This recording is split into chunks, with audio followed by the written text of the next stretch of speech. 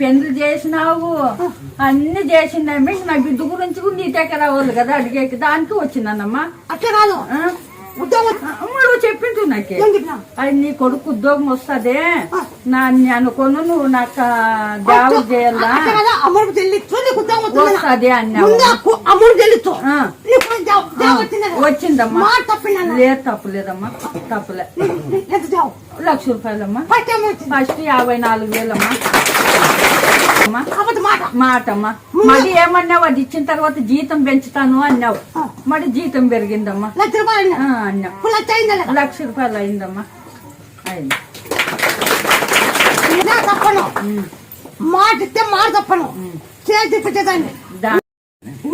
Cancer అందరికి బాగా మేలైంది, మంచిదైంది అని చెప్పి వచ్చింది. నీకేం క్యాన్సర్